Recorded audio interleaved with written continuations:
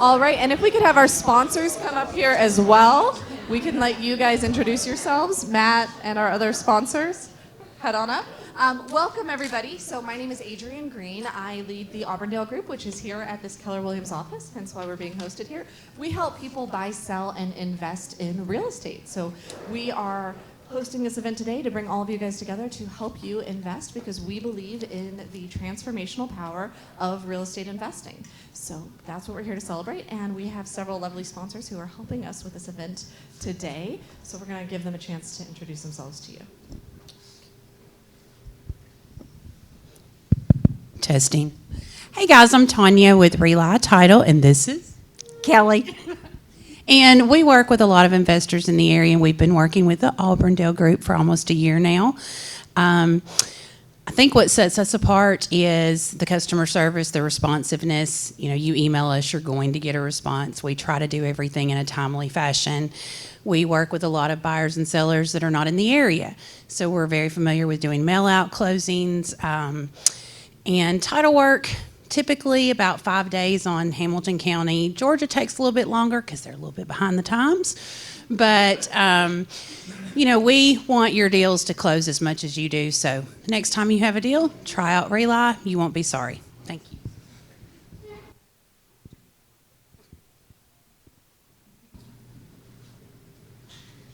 Awesome. This is Matt Allis with East Insurance. We're out of Nashville, but Chattanooga is one of our prime markets. We've been working with Auburndale Group for a couple of years, and they're our best referral partners, so we love watching their team grow. But our focus, we're independent. We're an independent agency, and we focus on real estate investors. So fix and flips is something we do every single day, and I think something that sets us apart are a couple things. One is we're hungry. We're a newer agency, and some of these agencies that have been around for 30 years just are a little slow. So we like to try and beat them to it. The other thing is we take the time to explain the coverages. With insurance, there's a lot of options on a home of endorsements you can have or not have, and we want to make sure you at least have the choice to decide if you want that coverage or not, because when something happens, we want them at least talked about it versus it be like a surprise of my service line running through my yard could have been covered, but I didn't have it on a policy. So we'd always love a shot. We don't expect to be like your only agent, but we love a shot. So Matt with East Insurance, and thanks for Auburndale for putting this together.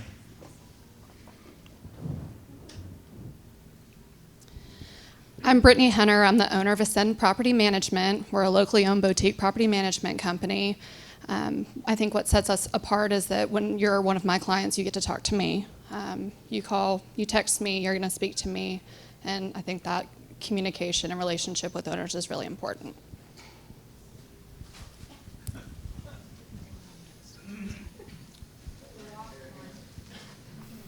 Hey everyone.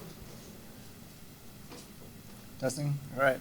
Hey everyone, my name is Harley Green. I'm the founder of Workergenix. We help people have more free time and make more money.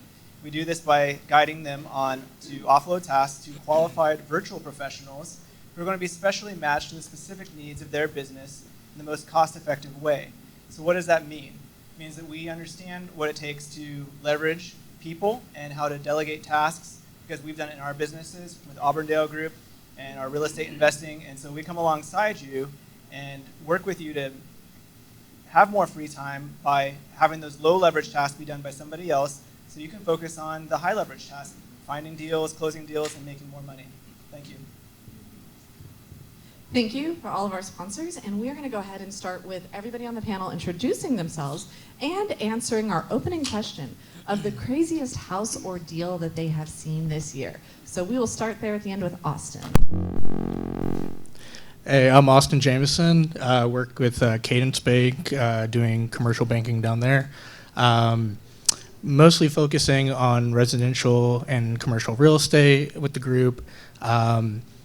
Craziest or most interesting thing I've seen this year that we've worked on is we had a couple come into us and they were looking at opening a wedding venue. They had a site down in middle Georgia area, and it was an old church that looked like it was about to crumble to the ground.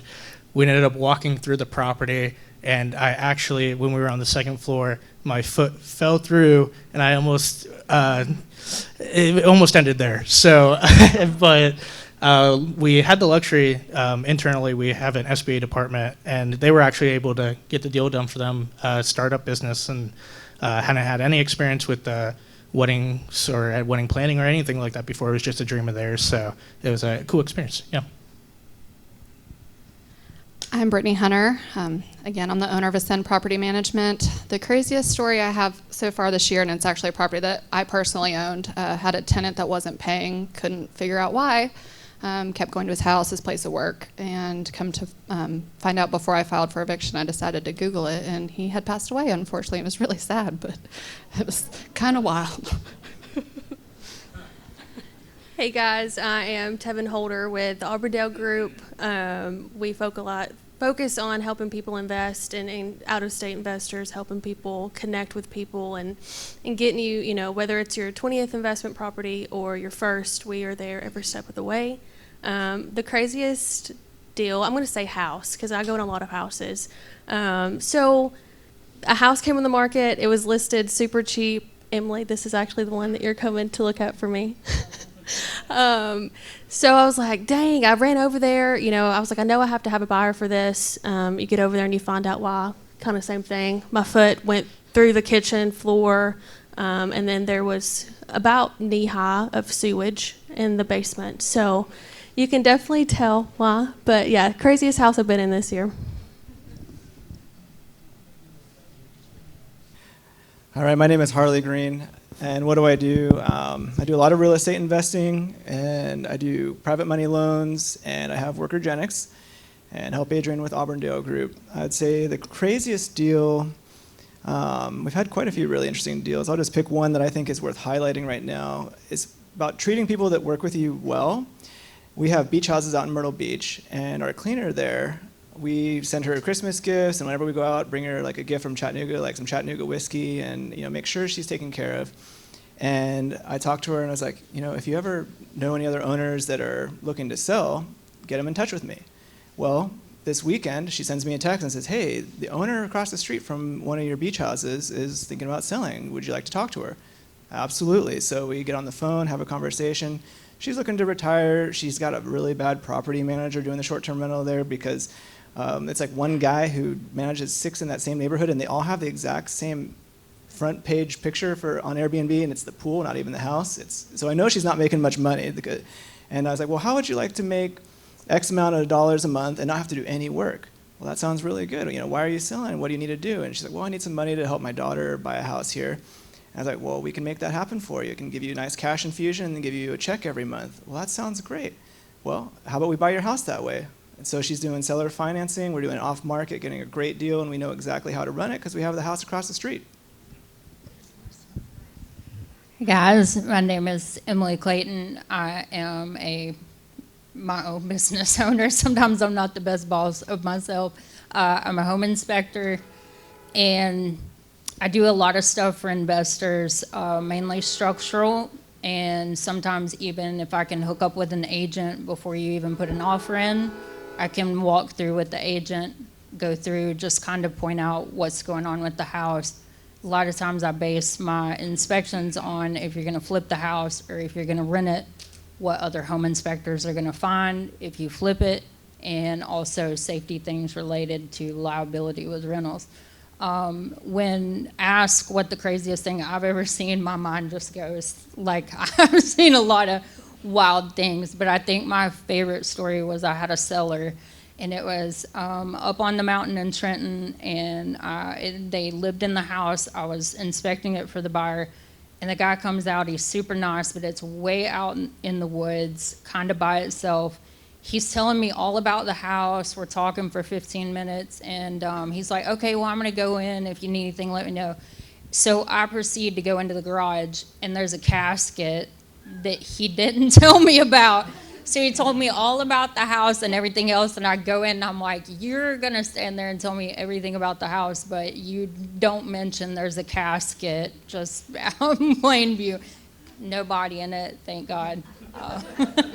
But I could have stories for days about the things I've seen in houses. All right, I can't sit down anymore. I'm a little spazzy. My name is Kloc. I'm with Summit Funding. I'm a residential mortgage lender. Been doing it for a few years now. Love it. Real excited about it. Conventional, FHA, all that good stuff. Plus DSCRs or some investor type things like that. Craziest thing I've seen, it's definitely more buyer focused than it is house focused. So I had a buyer recently. It was actually on your quote. Yes, she's crazy. She works for a tech startup, and her boss is in the FBI, and we had to verify this tech startup, and boss doesn't want to answer the phone. Finally answers the phone, verifies a couple different times, and is like, I'm going to have the FBI look into your company because you should not be contacting me. It's like, hey, this is pretty typical for buying a house, but you deal with crazy people every day. I'm Campbell Lewis. I'm a local real estate investor and also do development management for a local real estate development company, doing large-scale subdivisions. The craziest deal I've seen this past year was a house I actually still own. I bought the house, and shortly after buying it, the seller's mother came to the house while I was working on it and told me that she had to get some stuff out of there. So like the next day, like they're scavenging through the house and whatnot. And 2 days after that, I find out that it's actually a quote unquote meth house. And the previous 2 owners of the house had died inside the house. This is after I already bought it. So, yep, still own it. And it's a good little rental, but yeah, that's my craziest story. It's not for sale. Well, I learned some things. That was fun. So we're going to start kind of at the beginning. And for these remaining questions, we're not going to necessarily ask all 7 panelists to answer it. So whoever feels compelled that they've got some real value to bring to our crowd here, jump on it, grab the mic, and answer it. So we're going to start at the beginning with, what advice would you give to somebody who's just starting out in investing? So if they're looking to do deal 1 or 2, what would be your wisdom or your lessons learned that you wished when you were there? Or that that you wish your clients knew when they are there?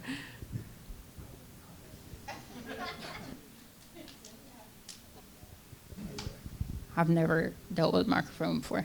Please get a home inspection. You need to know what you're getting into, and I could do a whole sermon on flip houses that I've seen, and it's always a gamble. And I don't know what that process is. I don't know if it's investors from out of state who've never stepped foot in a house. I don't know if they just really have no business going into a house because they're uneducated or they don't know what they're doing. I see a lot of that out there. And let a home inspector be your friend when you're investing in something, because aesthetics need to come last. You need to know what you're getting in for.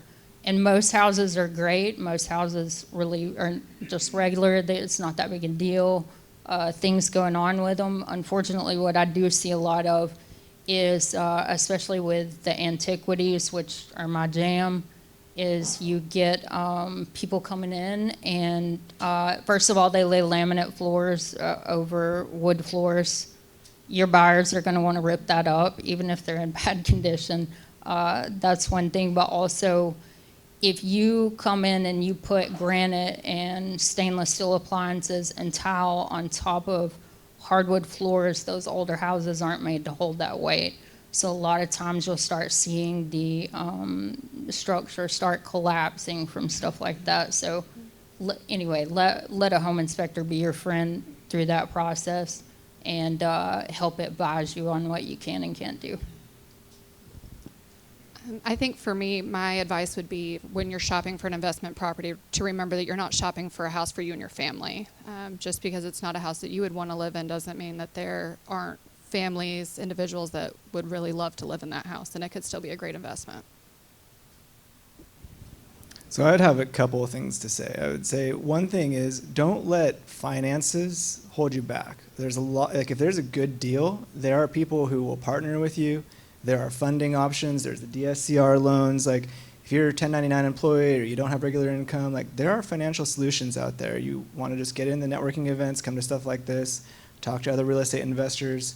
Don't let that be a mental roadblock from pulling the trigger and getting into real estate.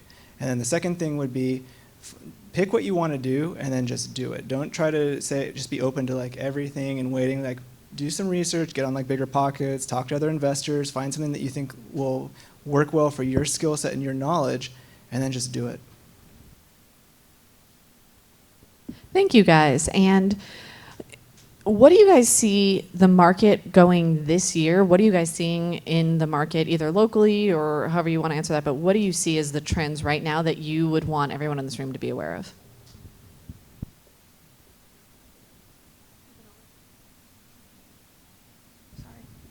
Difficulties. So as a real estate agent in the market every day, we kind of are seeing, in my opinion, two things. You know, the sellers who are focused on that number that they seen last year, guess what? Their house is sitting, you know, they're priced over, they're thinking that they can still get the number that they had last year, and those things are setting for months and months and months. The things that are priced where they need to be now are moving really quick. I mean, Jessica, somewhere in the room, she had 2 listings last weekend, and they went before the weekend was up because we priced it where the market needed it to be. So I think we're probably going to see that trend throughout the rest of the year. I think it's probably going to be about the same. But yeah, so that's what we're seeing kind of here locally. There are deals out there. So Fannie and Freddie, so traditional lending, they're trying to price out investors. So they're doing some strange things where you need to do your numbers with 8% interest rates. Sounds crazy, right? I mean, investment rates a year and a half ago were probably 4, maybe 4.5. It's not where we're at anymore. It's kind of the same thing Tevan was talking about. We're in a different market. So they've done a lot of loan level pricing adjustments to get these rates up at 8%, and you're going to be paying discount points to do it, like 2-3% maybe. What's good about that is a lot of people are getting scared about that. So what does Warren Buffett say? He says when people are greedy, you should be fearful. When people are fearful, you should be greedy. So getting kind of greedy. I love it. And to piggyback off of that, something that could be causing some fear right now are, you know, what's on everybody's lips right now? SVB Bank, right? So with our recent bank failures, what, if any, effects are we going to see with loans or with real estate investing here locally in the Chattanooga market? So I think our 2 lender friends are probably going to want to pipe in on that. Yeah, there's definitely been a lot going on in the past few days in the banking world, and a lot of meetings that we've had as of late. But as investors in the area, I wouldn't be worried. I don't think you all should be worried. The situations that's been happening with some of these banks were very niche. They made some very bad decisions. A lot of the banks throughout, and especially locally, are in super strong positions.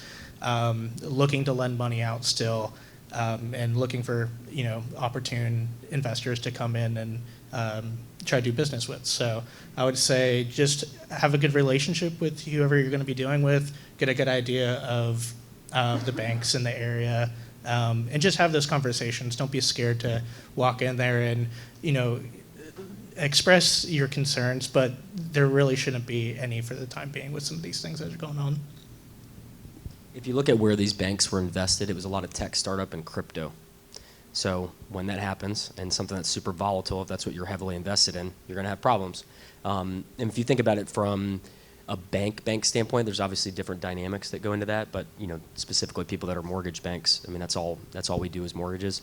Our owner has $200 million of reserves, so I'm not personally worried about it.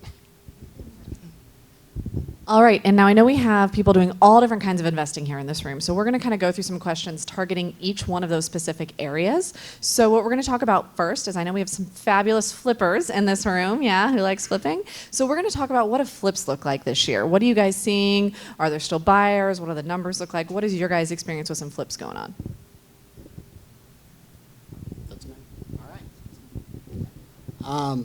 So as far as flips go, I think there's still a very strong market. The highest end flips, like if we're talking about the 450 and up, or 400 and up even, that's gotten a little iffy.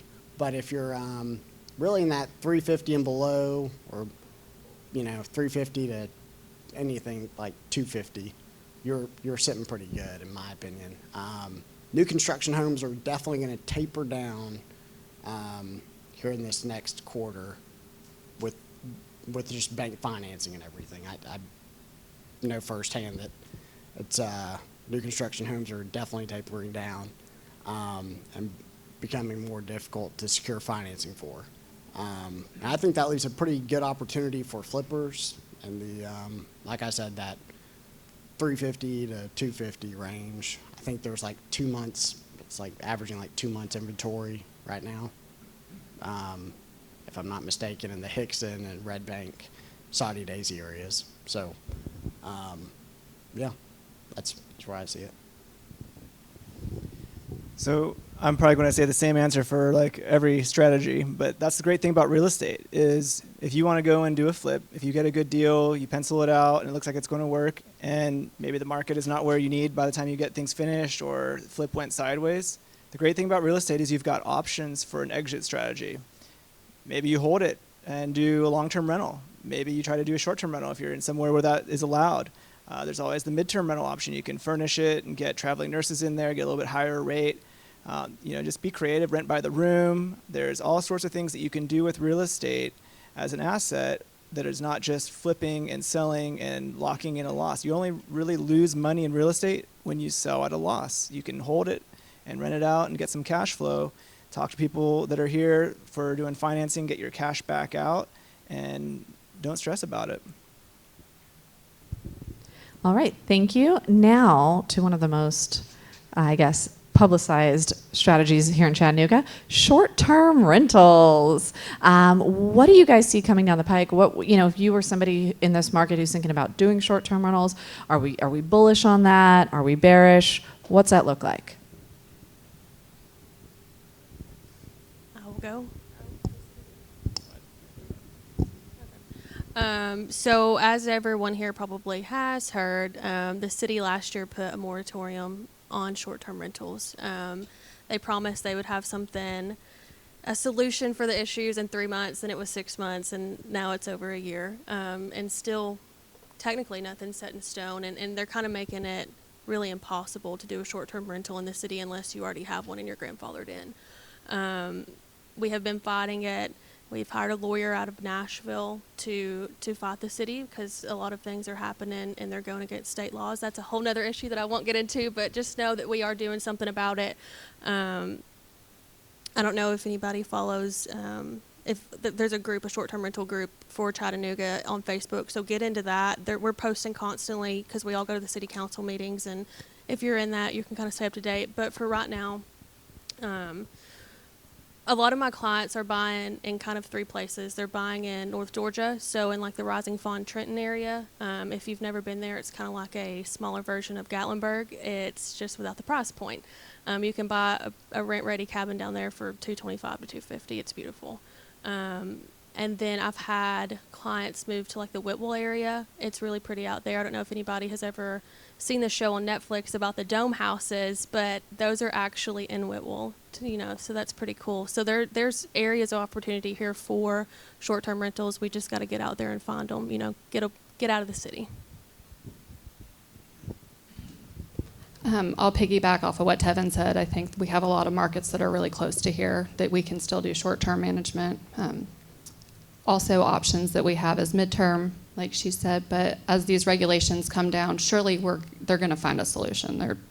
I think July is when the moratorium ends right now. And I think just it's important to make sure you set yourself apart once they start letting those permits flow again. I think there's a lot of ways to differentiate yourself in the short-term market. Thank you. And on to another niche, multifamily. So many people love the idea of multifamily. What are you guys seeing here in the multifamily space? What does that look like? Is there something advantageous to that versus single family? Or what are our insights on multifamily? Guess I will go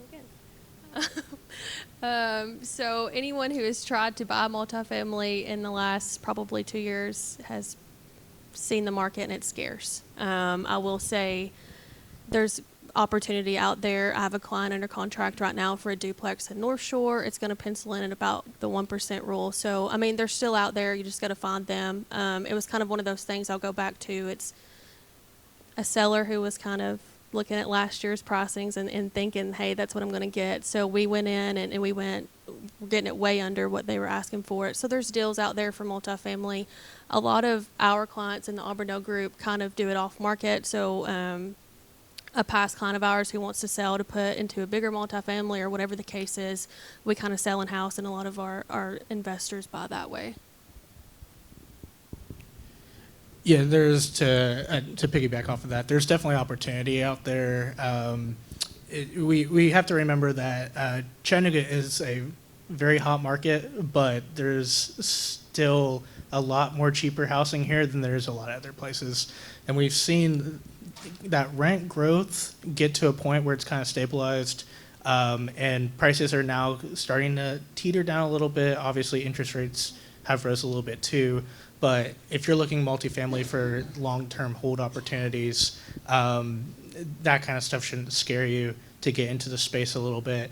Some of the bigger stuff, 5+, 50+, things like that, we've seen still a lot of activity with on our side of the business. But that 1 to 4, it really it feels like off-market opportunities are where those are to be had. But I actually walked through that house. I almost bought it myself. So there's still things on the market that are, close to whatever underwriting you want to do. And it's to piggyback over there, it's whatever strategy you're looking to do. You just do your due diligence, and you'll know if it's the right deal for you. Thank you. And Austin gave us a nice segue into the next question, which is, a lot of people here, one of the great things about Chattanooga is that it's great to have a long-term rental here. I know when we moved to Chattanooga in 2020, one of the things that we loved was when you look at something's sales price versus what it will make in rent, that ratio is a lot better than it was in the market we were coming from, and a lot better than it is in a lot of the country. And so what, for those of us who have rentals or dealing in the rental space, what are we seeing, property management, rental rates, vacancy rates, what are we seeing from that in the long-term rental space right now? From a long-term rental standpoint, I've seen a lot of owners that probably would have sold their house last year that are deciding to hold on to them now. That brings a bunch of higher priced rentals into the market for us, but a lot of buyers that are now, they can't afford what they could afford last year because the interest rates have gone up. They're also coming back into the market. So it's kind of an increase in supply, but it's also an increase in demand in the, lower priced, more affordable.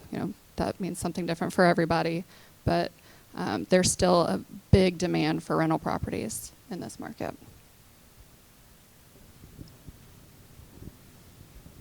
So we had a surprising situation. We had a house that was renovated by one of our great contractors here in the room, and he did such a great job. It's so nice.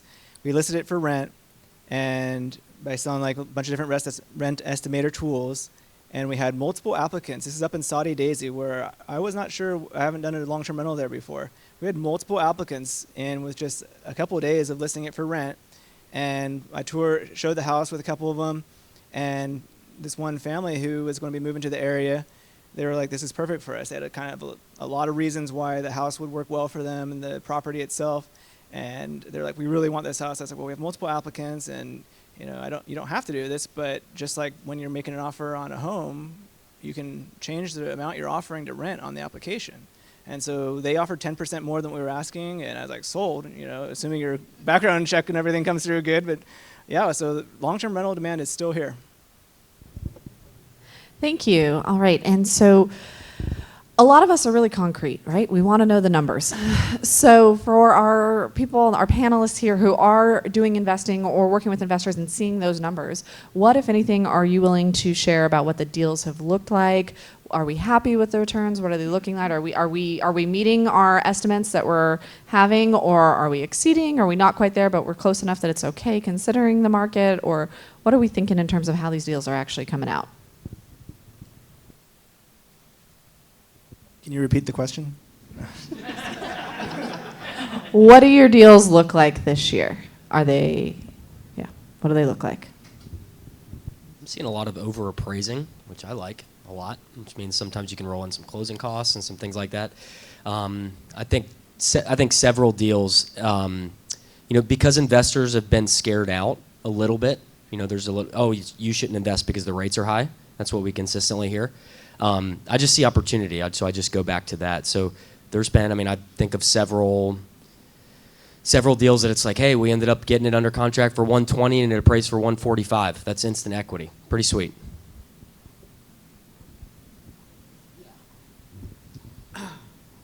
So with the interest rate hike, like I have a particular deal that I was planning on burring. Sorry.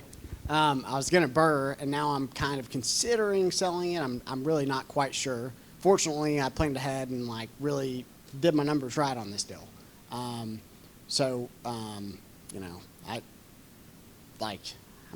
It kind of cuts your cash flow almost in half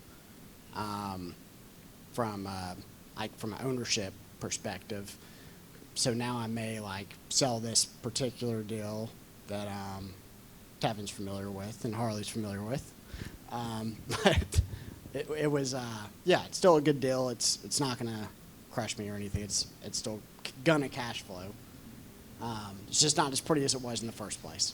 So I guess that's the best way to put it, right? I think that's probably a good statement for the season we're in. It still worked, but it's not as pretty as it was when you first looked at it, right? So kind of along those lines, what are your strategies for the rest of the year from anyone, either you or what you're seeing with the people you work with? From my standpoint, I've seen a lot of out-of-state investors as of late, and one thing that I really try to do with them is whatever agents they're working for, hopefully the Auburndale group, is I want to do walkouts on that property with whatever agent I'm working for, broker, and even locally as well too. So a lot of the deals that I work on personally in real estate realm, I will go out to the property and get a good look at it, because there's things on our end that we might catch, and there might be some deferred maintenance and things like that maybe on the commercial side that we might see that maybe an agent might not see, and giving the agent a little bit of runway to give us a good idea of what's kind of going on with the deal, and what strategies they're looking at, and let us look at different options, because we might think it might be better for a flip project rather than a long-term hold, and just getting out there and seeing the properties themselves gives us a better idea.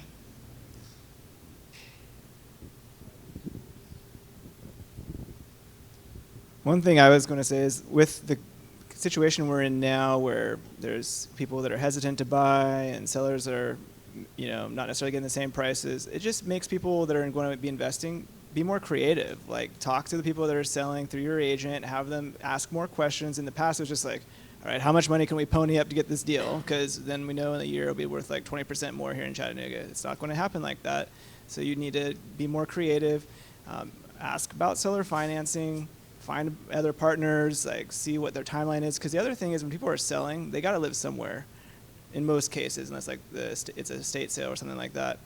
And so they're going to face similar challenges moving to another place. And so just, try to be creative and find solutions to the problems, and then you'll find deals. All right, and thinking along those lines, we're kind of thinking financing. Can anybody, we have some lenders here. We talked a little bit about seller financing that had popped up. If we have people here that are looking to get in and they just can't even imagine what's possible, if our lenders here could kind of say, here's what a deal looked like or could look like, some specifics so people can get a framework.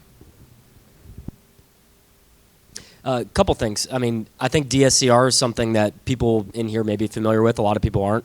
So it's kind of more of like a commercial product, really, where it deals with the cash flow of the property. You don't have to worry about your income. So if you make a ton of money in your 1099, you write it all off like you should. You don't pay the government too much, then you can still qualify for the property. So the good thing about those is even though DSCRs traditionally the rates have been higher, they're really not that much higher than conventional rates right now.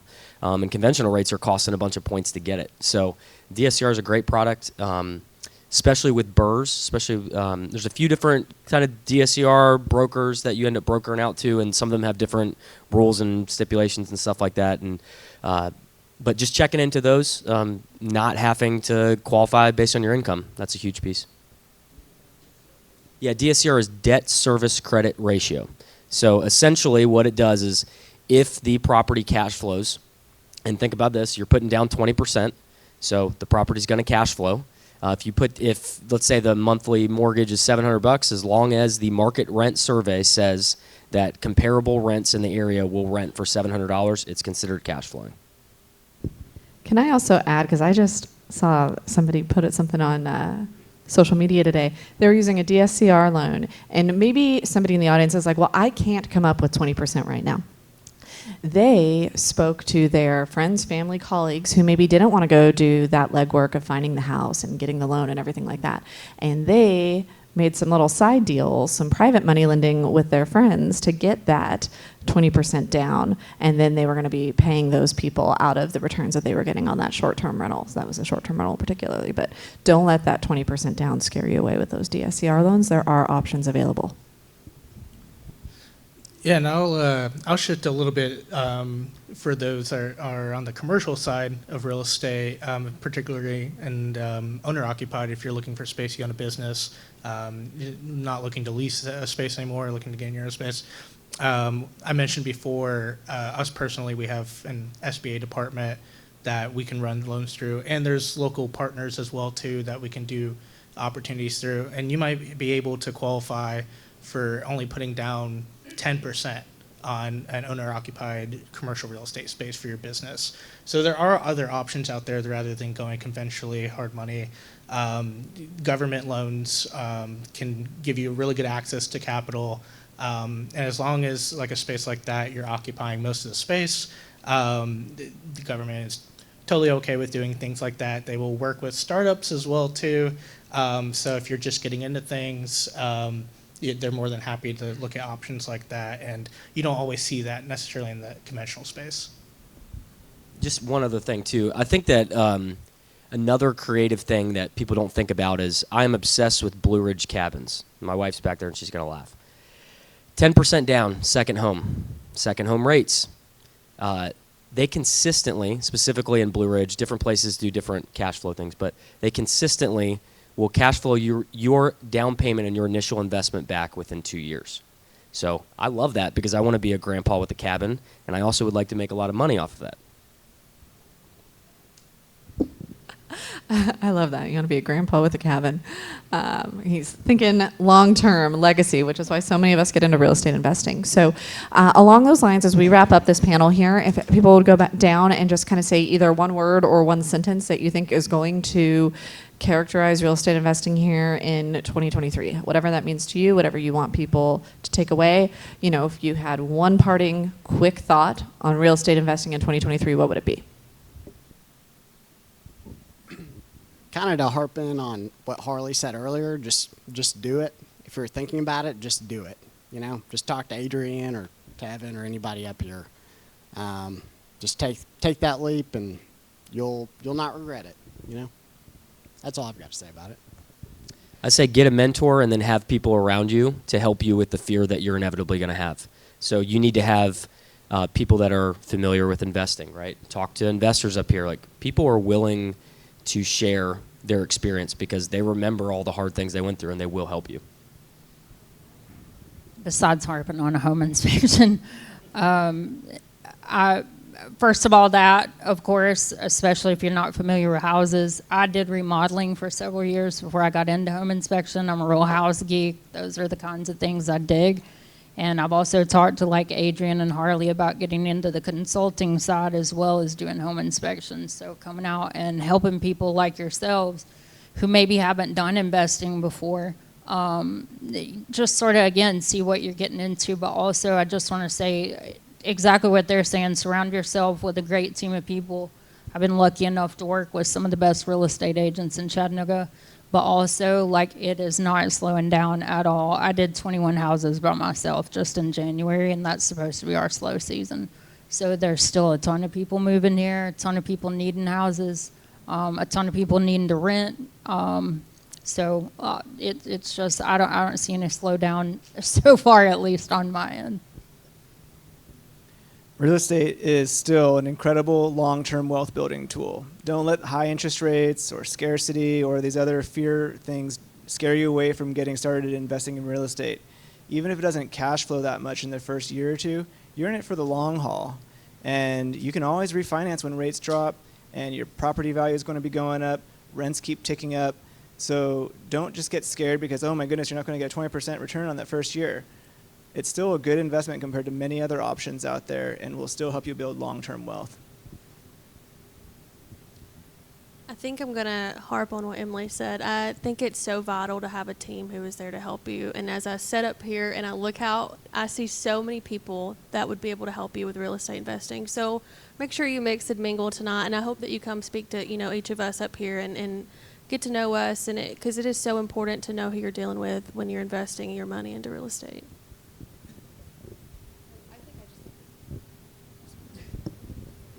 I think I just want to say that there's going to be a lot of exciting possibilities this year. I think there are still going to be deals to be had. Like Tevan said, there's a whole market out here with people that need rentals, people that need to buy. I think it's just time to jump in and do it. Yeah, kind of going off of what some of the other people have said, there's a lot of options. I mean, everybody came in here for some particular reason. Network with people, find out what people are interested in. There's tons of opportunity that you just don't know what's out there, and you can find it tonight. You can find it just anywhere out there. There's always going to be something, and don't, like they've always said, just don't be afraid to jump into it. And if you guys know me, you know that I've had a hard time standing here and not piping in on all these questions. So I'm going to pipe in on this one and say, if you're going to remember only one thing from today, my takeaway would be zoom out. We tend, with real estate investing and life in general, to just look at this thing so close in. Is this going to look good in 3 months, 6 months, 1 year?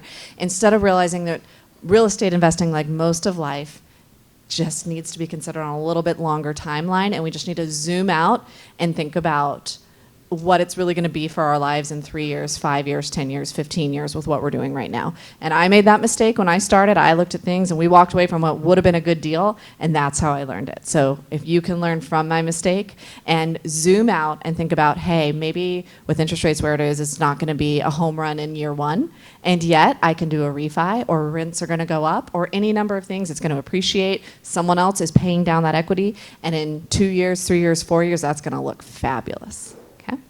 So let's go ahead and have a round of applause for our panel. Thank you to all of them. And we do have a bag of goodies that everybody was entered into a drawing for by registering and being here today. And Whitney Martin is our winner. Where is Whitney Martin? All right, there. Yes. Thank you. All right, guys, and so we are at 7:30, so please, we have another half an hour here. If you want to continue to network, come up and speak to the panelists who you want to ask more questions for. We're happy to have you all here. Thank you so much. And we plan on continuing to hold this event quarterly. So we're going to get the next date set up in another roughly 3 months. We'd love to have you join us again. If you have speakers or topics that you'd love for us to cover, come let me know. We'd be happy to hear your thoughts. Thank you.